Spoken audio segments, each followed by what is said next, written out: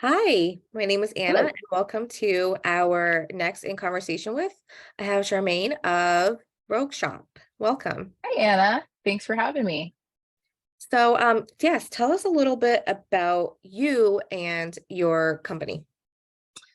Okay. Well, I always struggle with that question because I feel like who am I? I'm so many things. Mhm. I'm pretty wild. I'm a mom first. That's always like that's the first thing I do every morning. My kids have been fed. Then I'm a cat mom too. Make sure the cat's been fed. And then I come into work at Rogue Shop every morning, and usually my awesome employees already got everything started. Usually take calls with my husband, who's my silent investor, but he's not always so silent. He likes to make his ideas known as well. Um, and We are just two crazy people who fell in love with hemp 4 years ago and just like totally changed our lives. We were like in our late 30s, just decided like we're going to do something completely different than that whole suburban thing that we were doing. Just sold everything and moved to Oregon and just have not thought about any other way but cannabis ever since. Um, my And husband how does long still ago work. was this? This was 2019 is when we first started the business, like with our 1 pound of flour. Hmm. From our friend who had just bought a farm in Oregon. Actually, he bought this farm in Oregon in 2016, but it was kind of like sitting there. And then after like all that initial legalization, everything started to go crazy. Like, hey, I actually have this. Like, let me do something with it.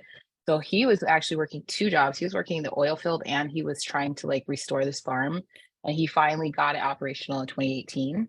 So his first like crop that was done was in 2019, and that's when he was like, dude, I grew way too much. Like, I have so much flour. Can you guys, see if anybody down there wants it? Like, I know it's not really a thing yet.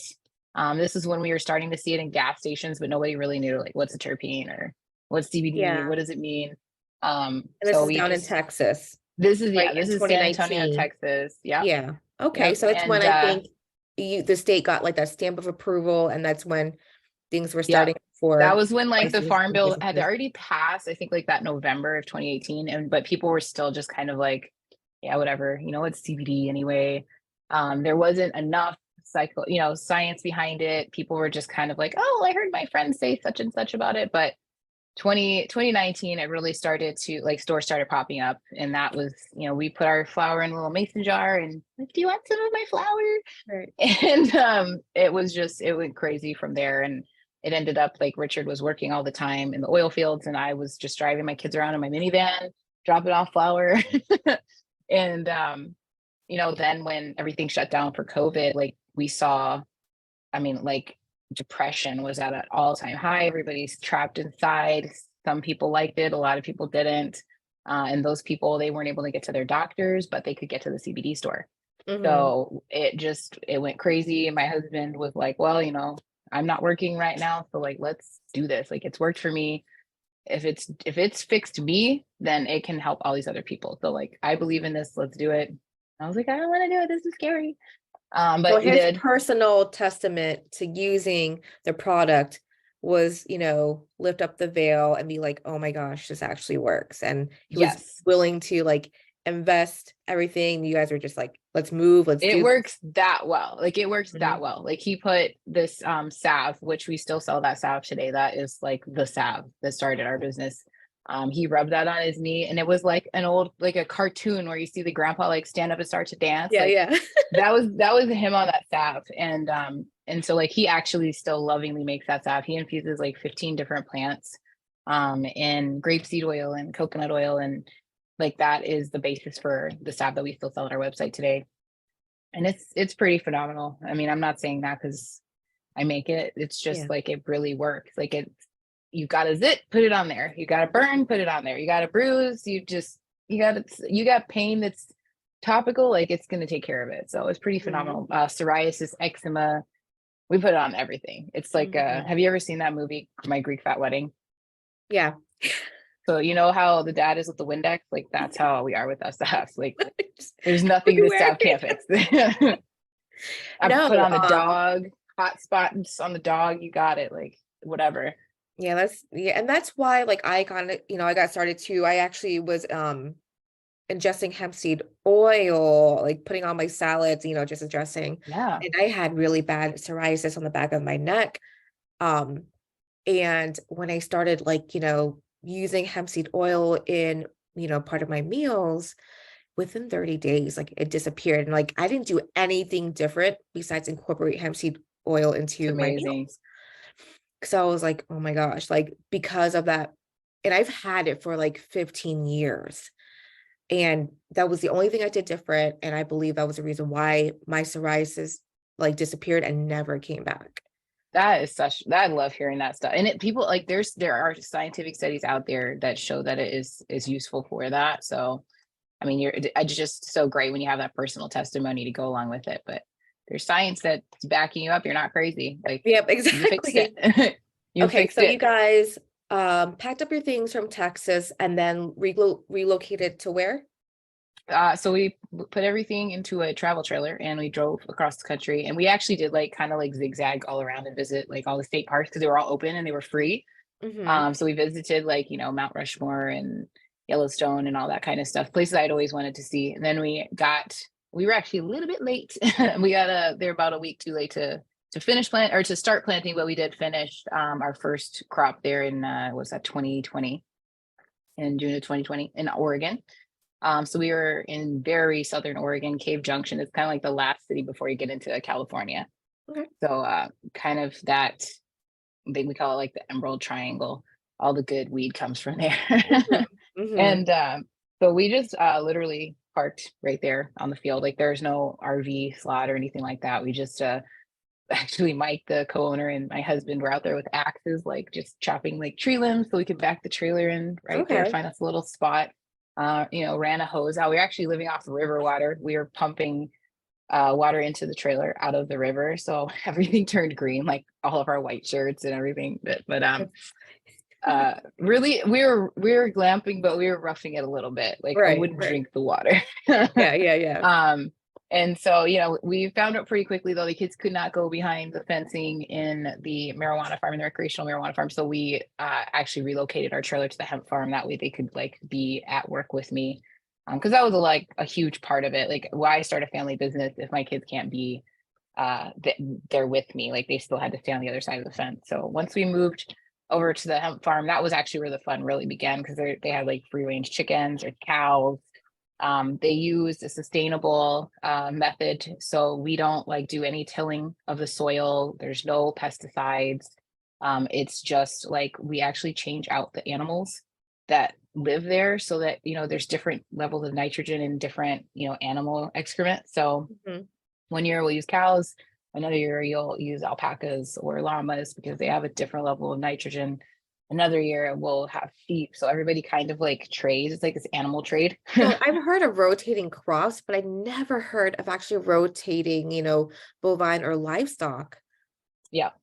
for their Yeah. So manure. that's like That's what they all do in the community for wonderful. each other. Mhm. Like it's really a beautiful interconnected community. Like everybody knows everybody. And it's like, hey, you need tractor work. I got a tractor. Like I'll trade you for this or whatever. So there's a lot of like bartering that happens there in the valley.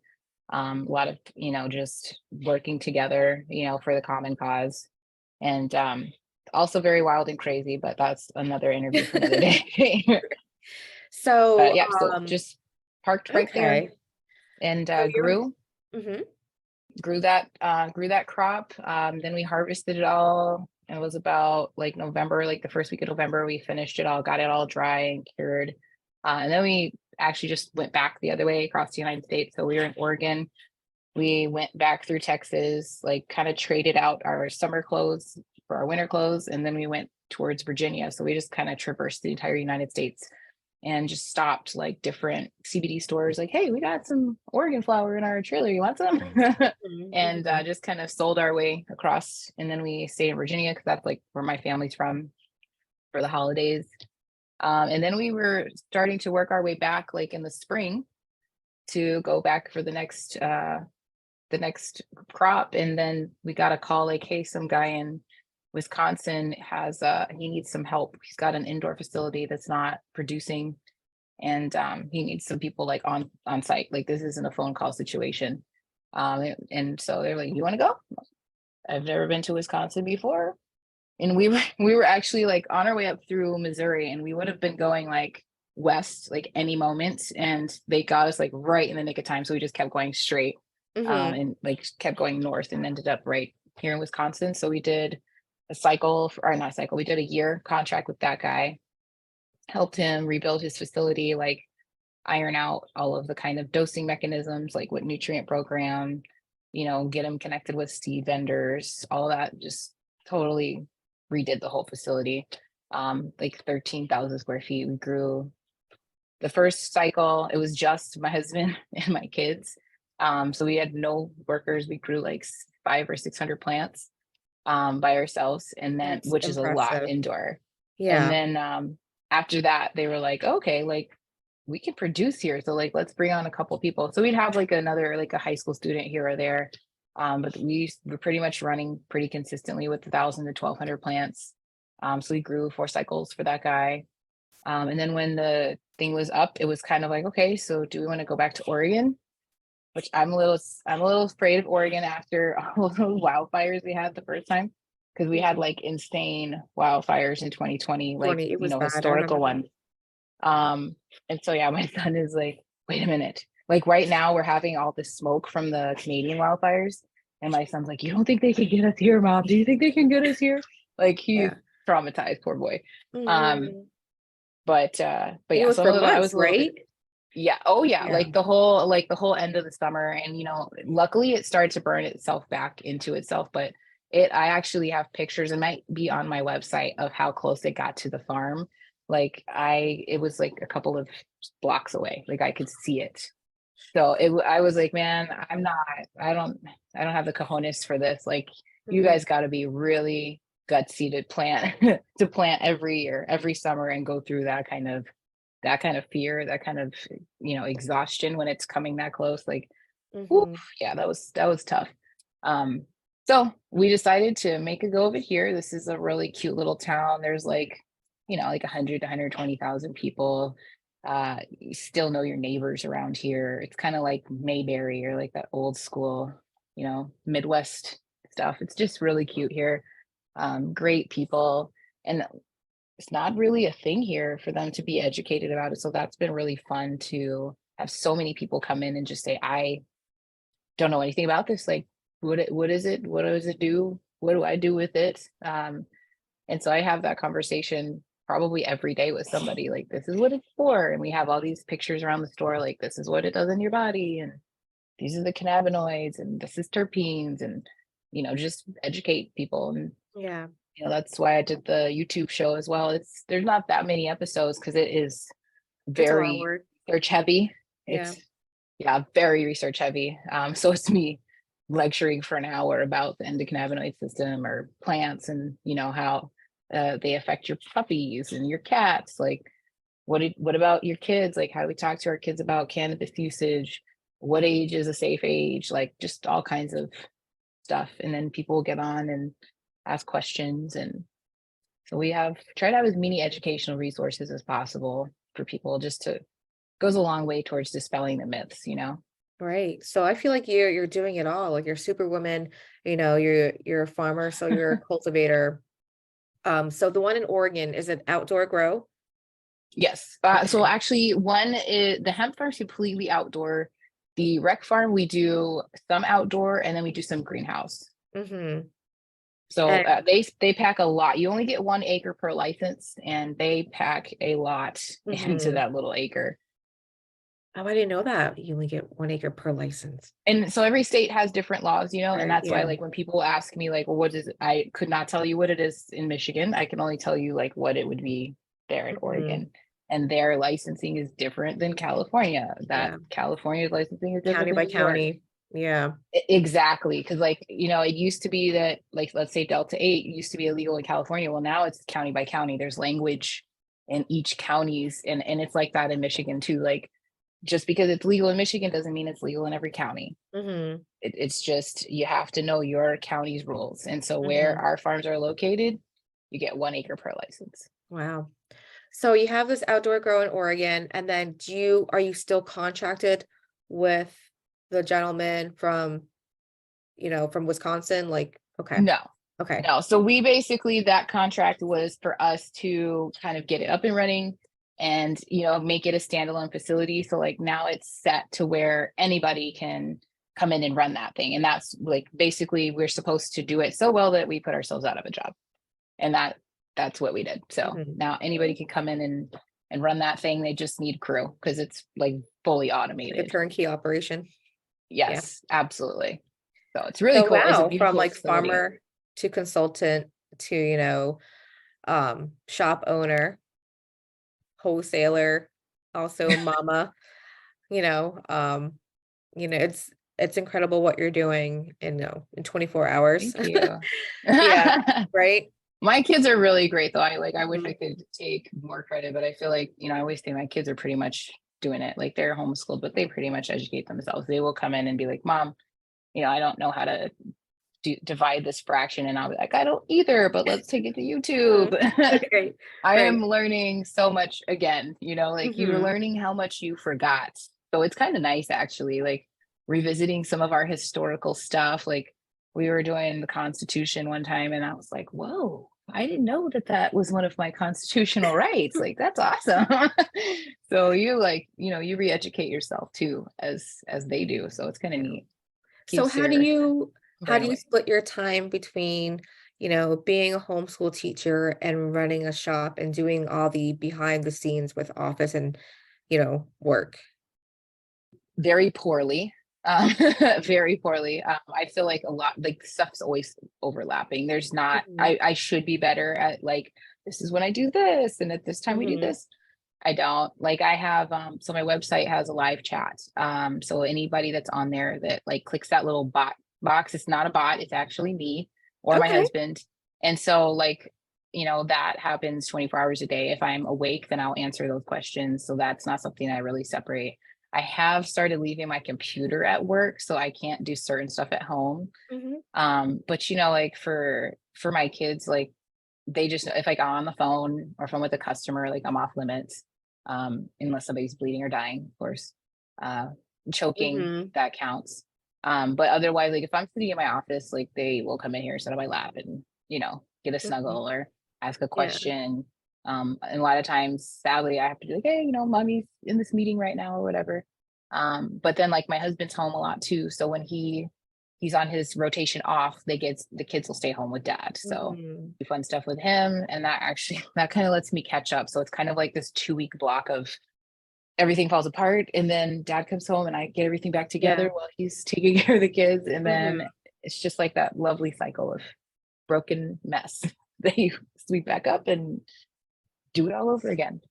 So you have not like guessed that you'd be in this position like 5, 6 years ago. Oh my God. Nobody, like Right. nobody. If you saw me 5 years ago, like I was cooking, everything from scratch, breakfast, lunch, and dinner. Everything was clean eating.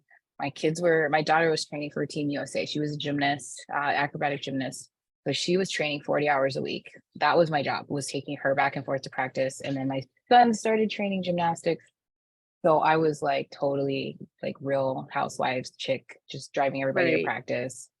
And For so like no, an elite no, sport, an elite sport yes, where, quote unquote, drug use was like, off limits. And then you get into cannabis. absolutely. It's like, what? Yeah. And dude, like I can't even tell you, like when we told our parents, like, this is what we're gonna do, they were like, what? What about my grandbabies? Like, what are they gonna do? I'm like, dude, we're just gonna go grow a plant. Like, they're still gonna Yeah. get fed, like they're Mhm. still gonna have clothes. I mean, we moved into a trailer, but let me just tell you, my trailer has central vacuum. It's not like we were living it, like we weren't toughing it out by any stretch of the imagination. I had a Mhm. washer and dryer, like we were fine. Everybody was Mhm. living actually like that trailer might have been a little bit nicer than my house minus the pool. So Yeah. we were doing okay. But yeah, it was totally complete opposite direction. If I honestly, when I first graduated high school, I was in medical school. I was planning on being like a doctor. So I would never think that I would end up on the absolute opposite side, kind of like defying a lot of doctors. Mhm. But there is a nice like intersection now, I think, between science and cannabis, that's making it a lot more comfortable to have those medical conversations in conjunction with cannabis. Like now we can say, all right, let's talk to your doctor. You are on a lot of medication. You could still benefit from using cannabis medicinally, but we do need to, figure out how these medicines can combine safely. Safely, And yep. before it would be like, we can't talk to the doctor because they're going to hate us. Now we're starting to see Or doctors be even be like, like reported if you yes, were to be yes, open, from, patient to medical professional. And that was like really, it's scary. And it's like, you it's can't sad. have a trusting relationship with your own doctor. And I have so many customers tell me like, oh, I would never tell my doctor like that I'm doing this. And I'm Mhm. like, it's just CBD, and like it luckily CBD has so few contraindications. It tends to just be a certain type of medicine that it interacts with. And so it's like, look, as long as it's not even going to hurt you, just tell your doctor that you're taking the CBD so that they realize like they need to adjust your medication here or there. Like, I don't know, my doctor would never, like I don't want my customers to be in that situation where they Yeah, can't talk to their doctor about it, because this is the missing piece of their pain regimen or of their sleep right. regimen or whatever it might be. But they, they're too embarrassed or too afraid to talk to their doctor. And like, you're writing a book about this. Like, this is what we're working on now, is that destigmatization so that we can get people out of pain, get people that sleep they need, because there's only so far pharmaceuticals can get us, it's like Right. we need that little bridge from the pharmaceutical to the solution. Right. And we can't, if we can't talk to our doctors about it, well, who can we talk to about it? Right. And it's, the same thing for, employment. If they wanted to do, urine testing and whatnot. And it's just like, yeah, it does stink. And hopefully, you know, with the years and regulations, it will get better and more education, and And more I think we're research. seeing that. I think Yeah. we're seeing that a lot. Like the Miami Police Department, now they're not drug testing for THC. And I mean, yes, I don't think you should be. Well, I've seen some people do their job very well while they're high. So I can't even say I don't think you should be high on work, but there are certain things that you need to have your wits about you. Mhm. So I can understand, like, okay, you want to have limits about what I can do at work, cool. But like what I do after I get off work, I mean, having a joint after work is not going to affect my performance tomorrow morning at work. Right. So that should not be part of the rules. That shouldn't be part of legislation. You don't need to know what I'm doing after work. If I was having, a bottle of tequila after work, that you don't test me for that. Right. So Right. why would you be testing me for what I smoked after work that is no longer in my bloodstream by the time I, clock in the morning? It's Mhm. crazy. And I feel like it Absolutely is crazy. becoming more acceptable because of, just professional sport organizations getting involved. Um, Yeah. no longer testing their players and whatnot, no longer being, considered disqualified because, you know, That's you're, actually my next episode for my YouTube, is like, okay. where do we stand with every sport? And it's like we still have a couple people who are like really behind the times. Like, I'm talking to you, UGA, um, the Golf Association, tennis. They're still like no, no, no, and no. Yeah. But we're seeing, like, I mean, gosh, MLB now they have a partnership with Charlotte's Web. Like, this is really exciting. It's a really exciting time to see that people are in, like, an NBA. They're like, I think I just saw they can even like sponsor cannabis companies. So I have to do more that's research on that. But amazing. yeah, just be able to have the conversation and, you know, and athletes be able to consume, cannabinoid through whatever tincture or edibles just for recovery. Um, Yes, and absolutely. healing, that's more importantly, like, hey, if you care about your players and, and if they take this and it's not hurting the team, but benefiting them and the whole team, like, why not?